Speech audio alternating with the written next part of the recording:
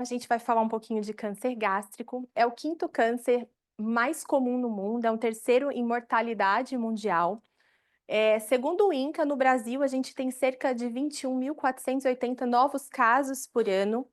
70% desses diagnósticos, eles são feitos em estágios avançados, o que dificulta muito ali as nossas propostas curativas e o prognóstico desse paciente. Ocorre geralmente na população entre 55 e 75 anos. O tipo histológico mais comum é o adenocarcinoma, mais de 90% dos casos. A gente tem ali linfoma, tem giste, outras coisas, mas predominantemente o adenocarcinoma. E aqui um dado muito triste, né? Que infelizmente ainda é uma doença muito desafiadora para a oncologia. A sobrevida geral após 5 anos é menor que 25%. Isso significa que se a gente fizer 100 diagnósticos hoje, em 5 anos a gente vai ter ali 25 pacientes vivos desses 100 pacientes que foram feito ali o diagnóstico. Então, entre os 10 principais tumores do homem e da mulher, aqui é uma imagem também do INCA, né, que o estômago é em quarto lugar no homem e em sexto lugar na mulher de prevalência no Brasil. Fatores de riscos. É muito relacionado também a hábitos alimentares, né? A presença das nitrosaminas, alimentos embutidos que têm a presença de nitratos junto ali com as proteínas, quando vai na acidez gástrica ali do estômago, acaba formando as nitrosaminas, que acaba modificando ali o DNA celular, modificando aquela histologia e gerando ali um risco maior. Assim como o tabagismo, a obesidade também são fatores que irritam as células da mucosa gástrica. A infecção pelo H. pylori, que também vai fazer essa alteração por conta de uma inflamação crônica, vai gerar ali a destruição celular, a mutação das células e se torna um dos principais fatores de risco infeccioso. Obesidade, que por conta da inflamação crônica também gera as alterações. Histórico familiar, é muito comum que quando a gente faz o diagnóstico, fala, mas não tem ninguém da família que tem câncer, como isso é possível? Lembrar que a história familiar nesses pacientes é cerca de 1 a 3%, só que tem alterações por conta de genética, né? Mutação de P53, que é linfraumene, BRCA, a da ecaderina, que é o tumor gástrico difuso. Gastrite atrófica, anemia perniciosa, que são as doenças autoimunes que atacam ali a região gástrica também, gerando essa alteração celular. E os pólipos adenomatosos. Ver que esses fatores de risco, grande parte deles são fatores modificáveis. Alimentação, pólipos com colonoscopia na época indicada, alteração de hábitos de vida de modo geral. Aqui é uma das formas da patogênese do tumor, mais relacionada mesmo, a maioria das vezes, aos fatores de risco, né? Então, a gente tem uma mucosa gástrica normal, que por algum motivo começa a sofrer um processo inflamatório, né? Ali uma gastrite superficial. Começa esse processo inflamatório crônico, gerando ali uma gastrite atrófica, por conta de morte ali da região da mucosa gástrica, começa a haver ficando mais fina a parede. Posteriormente, o corpo, as células tentam se adaptar, gerando ali uma metaplasia intestinal, que é como se as células modificassem como células do intestino mesmo, para tentar se organizar. Mas fica tudo muito desorganizado, tem alterações de núcleo, gera uma displasia que pode vir a gerar um câncer. Essa não é a única forma de patogênese. Essa forma ela é mais relacionada ali aos fatores, aqueles fatores modificáveis que a gente conversou, né? Então, tem uma classificação de Lauren, que é um francês, que desde 1965 é uma classificação que a gente usa nesses tipos de tumores, e que ele dividiu a classificação entre o intestinal e o difuso. Isso é algo que a gente vê através da histologia, tá? Feito ali via microscópio mesmo. O intestinal são aqueles tumores bem diferenciados, que o que quer dizer isso? Quando o patologista olha, você consegue identificar ainda que são células gástricas, né? É muito semelhante àquela célula inicial ali do estômago. É mais comum em homens, idosos, fatores ambientais têm mais correlação, álcool, dieta, H. pylori. E temos o difuso. O difuso é um prognóstico muito pior, é uma doença muito pouco diferenciada, quando o patologista olha ali na lâmina, tá muito diferente do que a célula do estômago mesmo. Ela é mais comum em pacientes jovens, uma média de 40 anos. Elas têm esse componente de célula em anel de Syneti, que é essa fotinha que eu coloquei aqui. A célula, ela tá numa produção tão violenta, numa produção tão rápida, produzindo tanta coisa, que ela acaba expulsando o núcleo. Ixi, aqui, é lá que aponta. Ela acaba expulsando o núcleo para a lateral. E alguém olhou, achou que isso parece um anel com uma pedrinha, um anel, células em anel de Syneti. Geralmente ela é relacionada a fatores genéticos, inclusive quando se descobre algum fator genético relacionado ao câncer, algum familiar faz a testagem, hoje a indicação é gastrectomia total em pacientes até antes dos 20 anos de idade, tamanha agressividade desse tumor. Uma grande dificuldade que a gente tem para o diagnóstico também é que geralmente eles são assintomáticos nas fases iniciais, a gente não tem muitos sintomas no início. Então, quando o paciente tem sintomas e procura você, geralmente já é um tumor que está mais avançado. Pode ter dor abdominal, epigastralgia, fadiga, sangramento, náusea, inapetência, mas geralmente são sintomas quando o tumor já está um pouco mais avançado. Como é que é feito o diagnóstico? Hoje o nosso exame padrão ouro é endoscopia com múltiplas biópsias preferencialmente, e o que vai nos dar o resultado é o anatomopatológico e a imunistoquímica. Dentro da endoscopia, existe essa classificação de Borman, que geralmente quando vocês olharem a endoscopia dos pacientes da gente que tem suspeita, vai ter essa classificação, que é uma classificação que o endoscopista usa para nos dizer o quanto isso é sugestivo ali de ter tumor, o grau de infiltração. A partir do tipo 3 ali, úlcero infiltrativo, geralmente a gente está falando de uma doença neoplásica. Não é uma regra, porque recentemente, inclusive, a gente teve um paciente que fez uma endoscopia, tudo caminhava para tal, e no final das contas era uma úlcera benigna, mas de modo geral, não é isso. Bom, para estadiar. Então, quando a gente pegou esse paciente, teve sintomas, fez a endoscopia, diagnosticou, é de fato um câncer. O que é que a gente faz para entender? A primeira coisa é entender se essa doença é uma doença localizada, ou se esse paciente tem alguma doença à distância.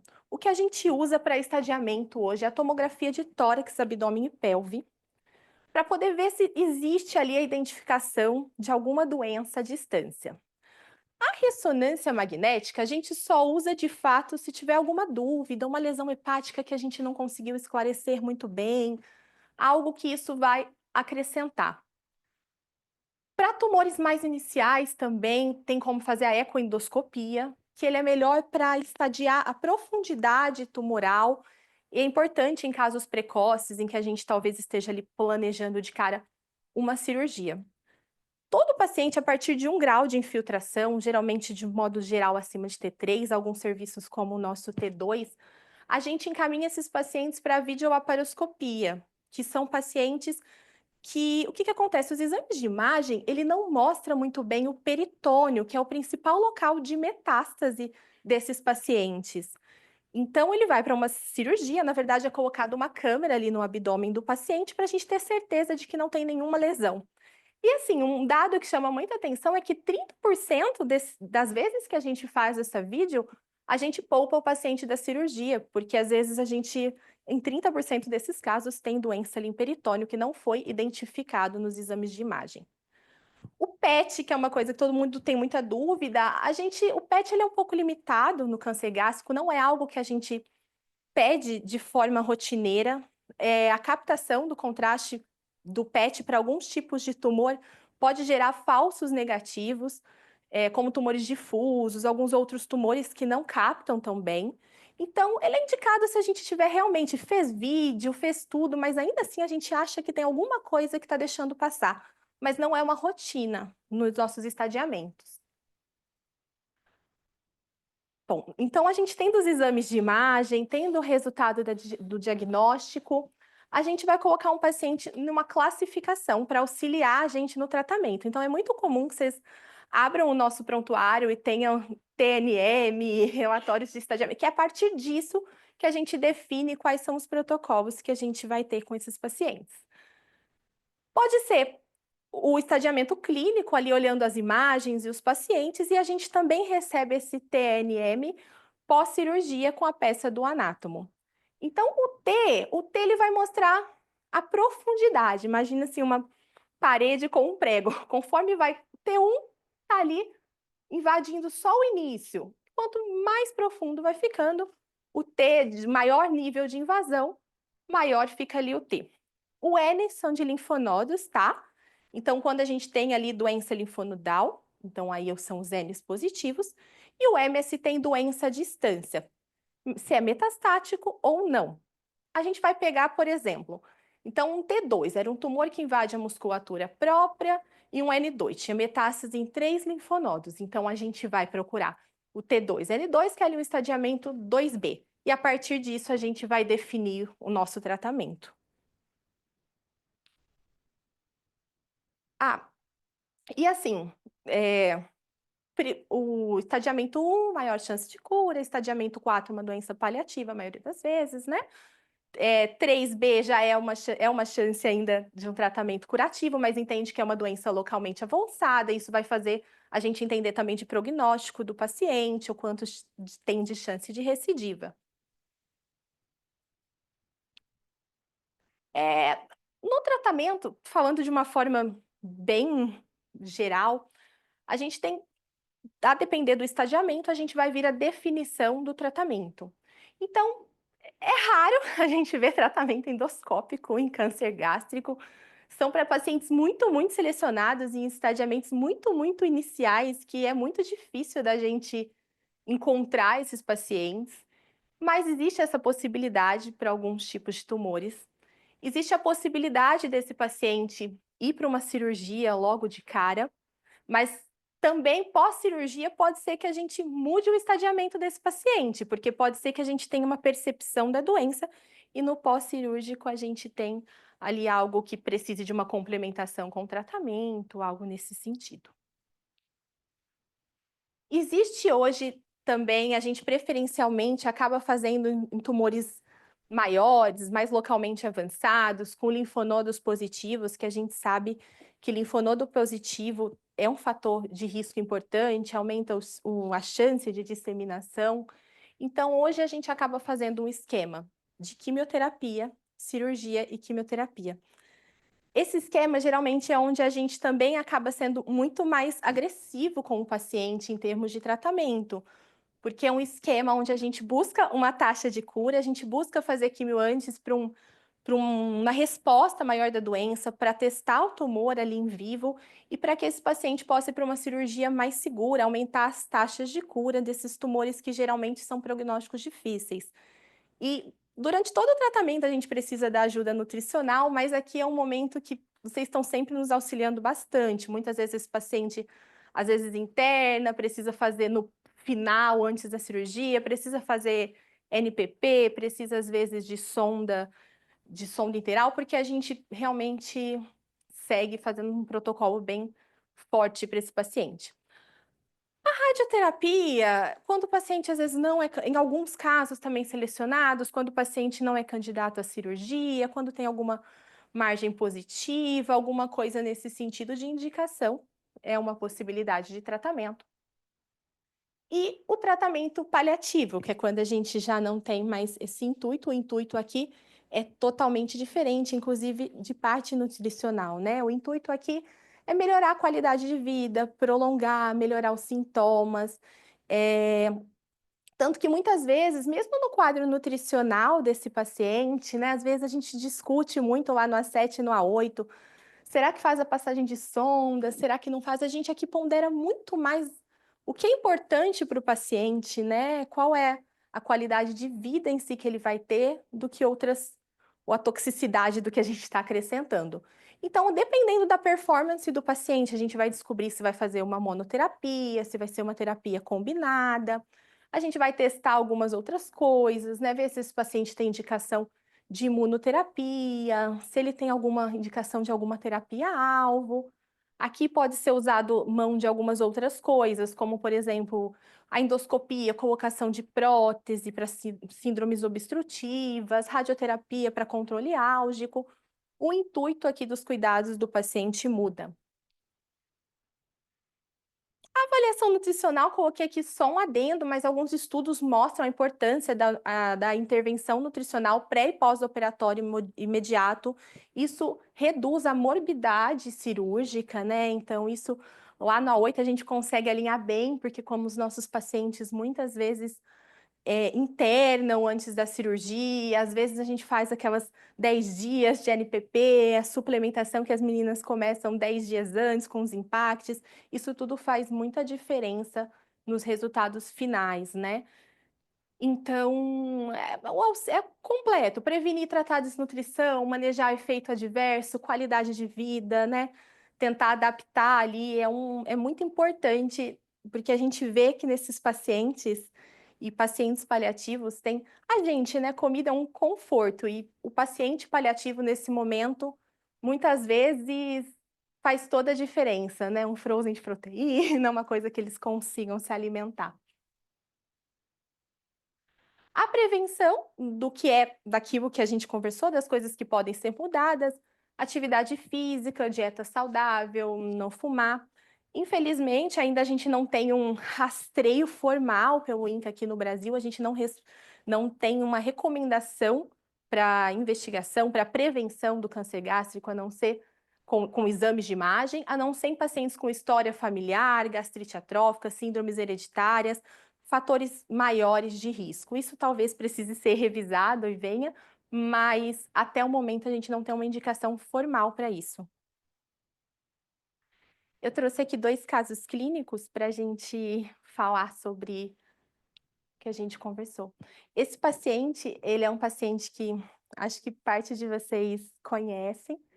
Ele é um paciente masculino de 45 anos, ex-tabagista, ex-usuário. É um paciente que em maio de 2024 procurou a gente. Ele já vinha com uma história de uma epigastral há um ano, mais ou menos, e foi piorando nos últimos meses. Teve uma perda ponderal de 20 quilos, mas que ele não considerou muito porque ele vinha fazendo atividade física, reeducação alimentar. Então, um paciente jovem, com um quadro discreto. Ele fez uma ecoendoscopia que mostrou ali uma lesão útero-infiltrativa com linfonodos suspeitos para acometimento secundário.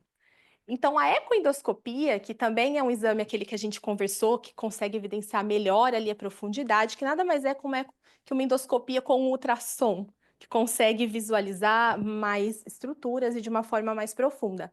E também conseguiu dar um estadiamento ali para gente. Então, um T4N2. E aí é que veio o anátomo, que veio um carcinoma de células pouco coesas, com células em anel de Sinete. Aquele quadro que a gente conversou lá de Lauren, que é um quadro difuso, muito mais agressivo, mais comum em pacientes jovens, onde as células ficam todas ali desorganizadas.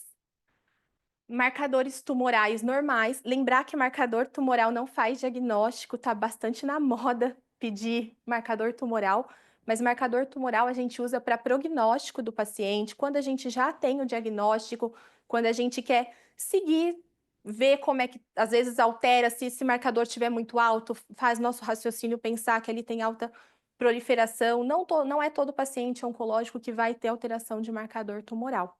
Então, ele é para prognóstico e não diagnóstico. É errado pedir para investigar câncer. Tomografia de tórax, abdômen e pelve não tinha doença oncológica à distância.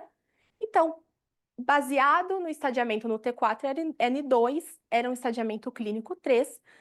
Esse paciente, ele foi para aquele paciente jovem, com uma ideia de um tratamento, uma doença localmente avançada, com a ideia de um tratamento, a princípio, curativo, embora a gente entenda a gravidade dessa doença, olhando aqueles fatores da biópsia. Ele foi para um esquema de quimioterapia, cirurgia e quimioterapia.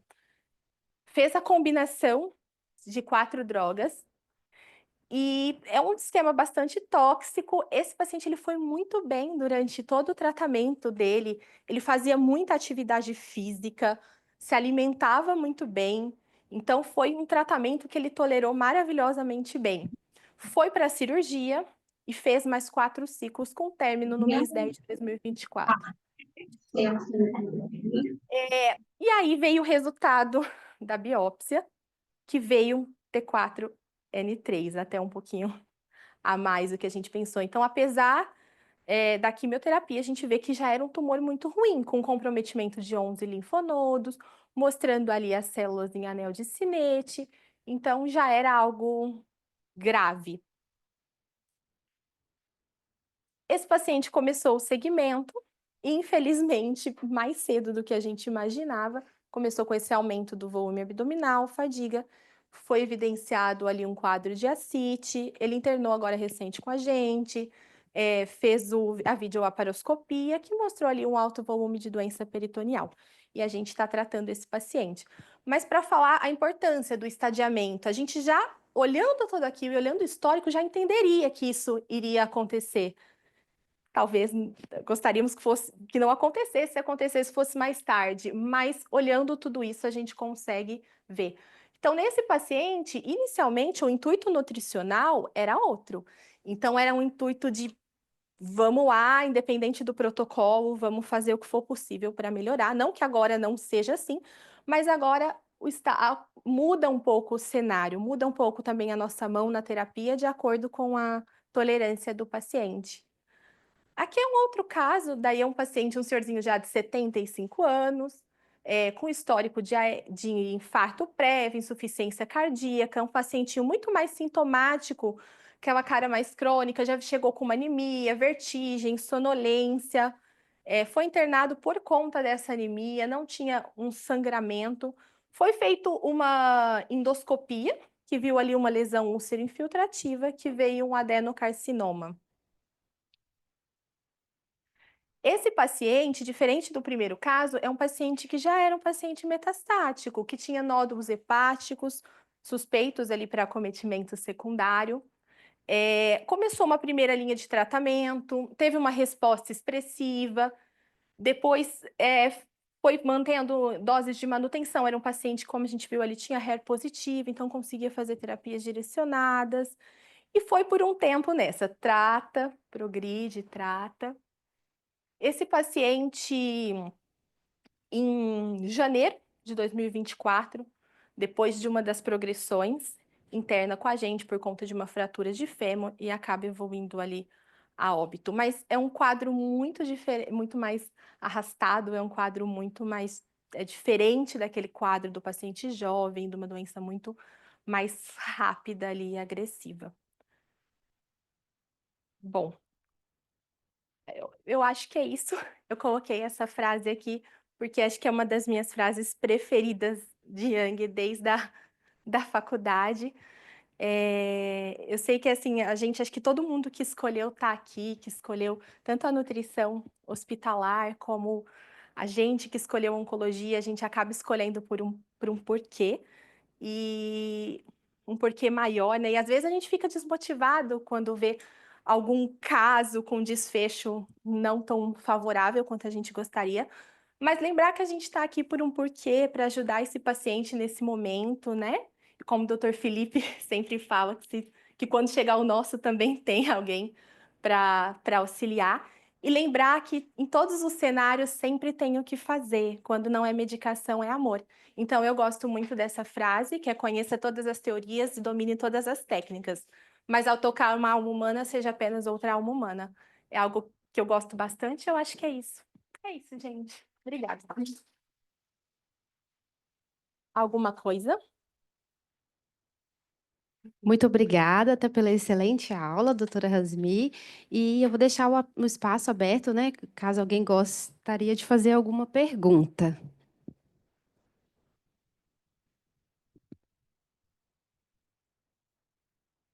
Oi, doutora, boa tarde para todo mundo.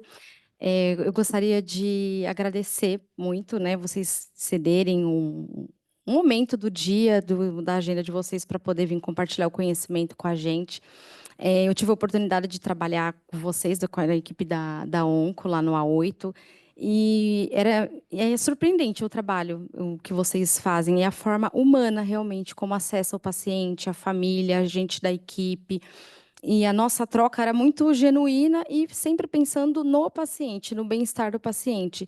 E realmente, como, né, doutora, você colocou, às vezes o tratamento não era mais um tratamento orgânico, era um tratamento de amor mesmo. A gente acolhia o paciente, a família, muitas vezes acolher uns aos outros frente àquele desafio, àquela situação. Eu acho incrível, né, o trabalho de vocês, é uma equipe que eu admiro muito. Não que as outras menos, mas é uma equipe que a gente tem muita troca, muito vínculo, porque a gente entende da importância dessa troca da nutrição com a oncologia clínica, principalmente nesses casos aí de câncer intestinal, enfim, que tem total impacto com a nutrição. Muito obrigada, viu? Obrigada, Lari. Obrigada a vocês todos.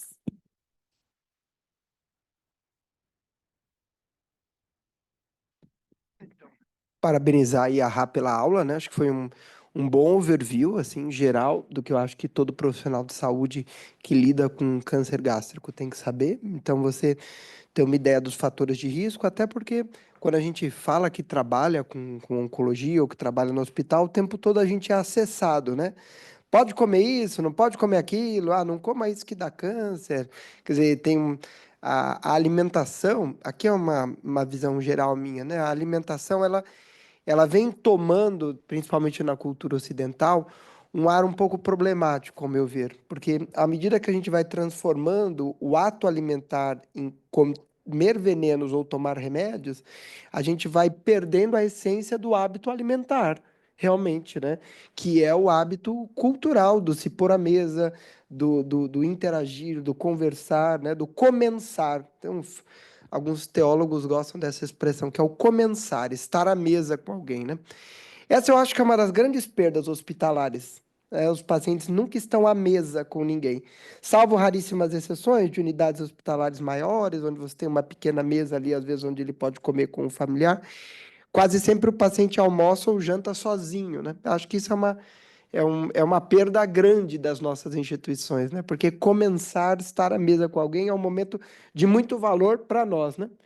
Embora esse seja um hábito que a gente também esteja perdendo nas nossas casas. Acho que isso não é um problema do hospital. O hospital quase sempre é um reflexo de um problema mais geral da sociedade, né? Mas lançar esse olhar que eu tenho, né, sobre da oncologia sobre a questão da alimentação. Então, a questão da alimentação é muito maior, ao meu ver, do que simplesmente você escolher dentro do repertório do hospital os melhores alimentos indicados para a saúde daquele paciente. É um passo a mais, né? É um passo empático, é um passo de vínculo, é um passo de fazer pequenas fugas da rotina do hospital e de tornar possível, né, que a hospedagem dos pacientes no nosso ambiente seja o mais agradável possível, né? Tem pacientes que ficam aqui 70 dias, 80 dias, né? Então é muito interessante, às vezes, a gente vai ver esses pacientes, eles falam assim, eu não aguento mais a comida do hospital. Aí eu digo para eles, mas não é a comida do hospital, é qualquer comida. Né? Imagina a gente, você vai para um resort chique desses que os nutricionistas frequentam, aí você vai lá, chega, tem aquelas 15 baias de comida, né? Aí fala, eba, vou me acabar. Depois do quarto, 5 dias, você está comendo a mesma coisa que você come na sua casa. Né? Eu não quero comer isso, quero só um pão e uma salada mesmo. Né? Porque o hábito alimentar, ele é profundamente arraizado numa questão cultural, numa questão da tua forma de condimentar as coisas. Então, é óbvio que a comida hospitalar não vai agradar ninguém por muito tempo, né? É muito. Aqui é um elogio, acho que a gente também, na nossa experiência com a nutrição aqui do 9 de julho, principalmente num marco, talvez de 1 ano e meio para cá, a gente tem visto um improvement, um ganho muito grande, né, da gente conseguir tornar essa jornada menos árida para os nossos pacientes, né, e esse diálogo é fundamental. Acho que a Rasmi foi muito feliz na escolha dela de mostrar assim a virada do point, né? Então, existe aquele paciente que é enteral, nutrição parenteral, chamar a nutrologia, chamar o nutricionista, a equipe multiprofissional terapia, para que a gente precisa atingir meta, e aquele paciente aonde o âmbito dos cuidados gerais e do bem-estar se sobrepõe ao mal-estar do cara. Tipo, qualquer um de nós que tomar 30 gramas de proteína numa porção única vai ficar empachado mesmo. Não tem jeito, né? Então o cara falar, eu tomei o Fresubin lá e tô passando mal. É mesmo, eu também. Se eu tomar um Fresubin aqui, né? Então, agora esse ponto de virada é parte de um diálogo que eu acho que a gente vem construindo no 9 com uma taxa de sucesso muito alta. Embora eu ainda ache que isso é muito heterogêneo no hospital. Em certas unidades isso funciona muito bem, mas em outras a minha impressão é que não. A gente perde um pouco o timing, principalmente com os nossos pacientes fora da oncologia, né? Não sei se por um volume maior de pacientes ou porque as rotinas multidisciplinares são mais complexas, mas a gente sempre tenta trazer nossos pintinhos, deixar em braço da asa, que a gente tem a impressão que as coisas vão melhor. Ah, obrigado pela aula de novo, foi ótimo. Queria agradecer também, doutora Haas, pela troca, pelos ensinamentos, aula muito produtiva, ótima. Doutor Felipe também trouxe uma fala muito interessante. A gente, como nutricionista, se pega muitas vezes nesse dilema, né? A gente tem ali as metas calóricas, proteicas, o que os guidelines trazem, né? A gente tem ali como, eu não posso dizer como uma utopia, mas algo que a gente tenta alcançar, mas quando a gente vê o paciente oncológico, a gente tem que ter essa sensibilidade de entender que naquele momento ele não vai tolerar. Talvez o que ele vai tolerar é a comida afetiva, né? A comida que ele comia na casa dele, que ele lembra da mãe fazendo, da família, que diante desse cenário de uma doença tão assim intensa mesmo para o paciente, é uma jornada intensa, né? Talvez a nutrição venha ali como agregar, claro, a gente precisa nutrir esse paciente, mas como uma parte afetiva também, né? Então, a gente precisa, como profissional, amadurecer essa ideia de que a gente precisa entender em qual momento esse paciente está e tentar ali trazer um conforto mesmo para ele, né? Mesmo que não esteja ali nos cuidados de fim de vida, nem sempre a gente vai ter que atender um desejo desse paciente só quando ele estiver no fim da vida. Não é isso, né? Eu acho que a gente precisa prestar um pouquinho atenção e ter essa sensibilidade nesses pontos. E um grande desafio também que a gente tem em relação à terapia nutricional é na tolerância desses pacientes, né? Então, às vezes, a gente tem ali o melhor suplemento para ofertar, mas ele não vai tolerar, né? Então, reconhecer isso e não colocar esse peso no paciente. Você tem que tomar, não é? Né? Então, acho que a gente precisa amadurecer muito essa ideia na nutrição e é muito bom ter esse feedback de que a gente tem conseguido ali diariamente construir e evoluir, pensando mesmo no bem, na satisfação do paciente, né? Isso. Legal. É isso.